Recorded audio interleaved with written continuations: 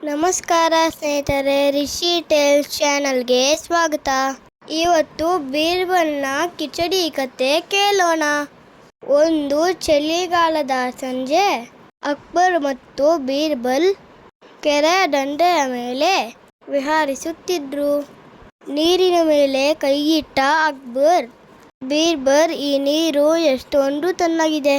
ಸಾಮಾನ್ಯ ಮನುಷ್ಯ ಈ ನೀರಿನಲ್ಲಿ ಒಂದು ರಾತ್ರಿ ಕಳೆಯಲು ಸಾಧ್ಯವೇ ಇಲ್ಲ ಅಂದನು.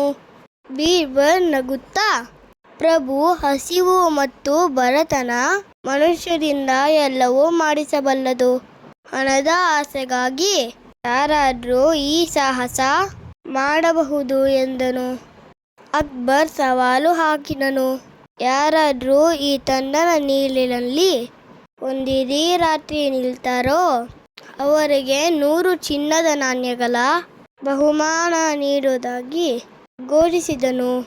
ಒಬ್ಬ ಬಡ ಬ್ರಾಹ್ಮಣ ಈ ಸವಾಲನ್ನು ಕೇಳಿ ಒಪ್ಪಿಕೊಂಡನು.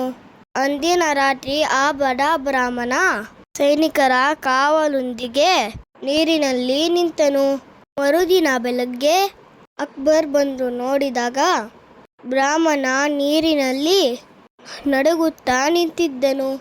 ಅಕ್ಬರ್ ಆಶ್ಚರ್ಯಪಟ್ಟು, ನೀನು ಈ ಚಳಿಯಲ್ಲಿ ರಾತ್ರಿಯೆಲ್ಲ ನೀರಿನಲ್ಲಿ ಹೇಗೆ ನಿಂತಿದ್ದೆ ಎಂದು ಕೇಳಿದ. ಬ್ರಾಹ್ಮಣ ಮುಕ್ತತೆಯಿಂದ, ಮಹಾರಾಜರೇ, ನಿಮ್ಮ ಅರಮನೆಯ ಮೇಲೆ ಹೊಳೆಯುತ್ತಿದ್ದ ಒಂದು ಪುಟ್ಟ ದೀಪವನ್ನು ನೋಡುತ್ತಾ ಅದರ ಕಡೆಗೆ ಗಮನ ಹರಿಸಿ ರಾತ್ರಿ ಕಳೆದೆ ಎಂದನು. ಅಕ್ಬರ್ ತಕ್ಷಣ ಬಹುಮಾನ ನಿರಾಕರಿಸಿದನು.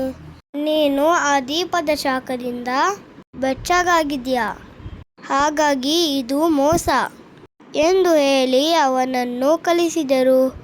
ಬಡವನು ಅಳುತ್ತಾ ಬೀರ್ಬಲ್ನ ಬಳಿ ಸಹಾಯ ಕೇಳಿದನು.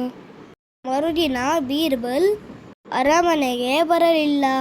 ಅಕ್ಬರ್ ಕಳವಳದಿಂದ ಬೀರ್ಬಲ್ನ ಮನೆಗೆ ಹೋದನು. ಅಲ್ಲಿ ಬೀರ್ಬಲ್ ಒಂದು ವಿಚಿತ್ರ ಕೆಲಸ ಮಾಡುತ್ತಿದ್ದ. ಬೀರ್ಬಲ್ನ ಕುರಿತು, ಬೀರ್ಬಲ್, ಯಾಕೆ ನೀನಿವತ್ತು ಅರಮನೆಗೆ ಬರಲಿಲ್ಲ? ನೀನು ಚೆನ್ನಾಗಿದ್ಯಾ ಅಲ್ವಾ ಎಂದು ಕೇಳಿದನು. ಅದಕ್ಕೆ ಬೀರ್ಬಲ್, ಮಹಾರಾಜರೇ, ನಾನು ಕಿಚಡಿ ತಯಾರಿಸುತ್ತೆ, ಆದರೆ ಅದು ಬೇಯುತ್ತಿಲ್ಲ ಎಂದು ಹೇಳಿದ. ಅಕ್ಬರ್ ನಡಿ ನೋಡೋಣ ಎಂದು ಅಡಿಗೆ ಮನೆಗೆ ಹೋದರು. ಅಡ್ಗೆ ಮನೆಯಲ್ಲಿ ನೆಲದ ಮೇಲೆ ಬೆಂಕಿ ಉರಿದಿತ್ತು. ಆದರೆ ಕಿಚಡಿಯ ಪಾತ್ರೆ ಸುಮಾರು 5 ಅಡಿ ಎತ್ತರದಲ್ಲಿ ನೇತಾಡ್ತಿತ್ತು. ಅಕ್ಬರ್ ನಗುತ್ತಾ, ಬೀರ್ಬಲ್, ನಿನಗೆ ಬುದ್ಧಿ ಇದೆಯಾ? ಬೆಂಕಿ ಕೆಳಗಿದೆ, ಪಾತ್ರೆ ಅಷ್ಟು ಮೇಲಿದೆ, ಈ ಕಿಚಡಿ ಹೇಗೆ ಬೇಯುತ್ತೆ ಎಂದು ಕೇಳಿದನು.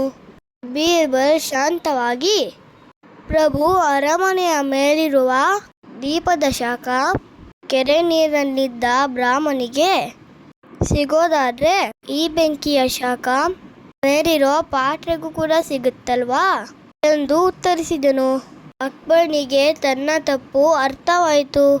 ತಕ್ಷಣ ಬ್ರಾಹ್ಮಣನನ್ನು ಕರೆಸಿ ಅವನಿಗೆ 100 ಚಿನ್ನದ ನಾಣ್ಯಗಳ ಬಹುಮಾನ ನೀಡಿದನು. ಈ ಅಕ್ಬರ್ ಬೀರ್ಬಲ್ನ ಕತೆ ನಿಮಗೆ ಇಷ್ಟ ಆಗಿದ್ರೆ ಹಾಗಾದರೆ ಸಬ್ಸ್ಕ್ರೈಬ್, ಲೈಕ್ ಮತ್ತು ಶೇರ್ ಮಾಡಿ. ರಿಷಿ ಟೇಲ್ಸ್ ನೋಡೋದನ್ನು ಮರಿಬೇಡಿ.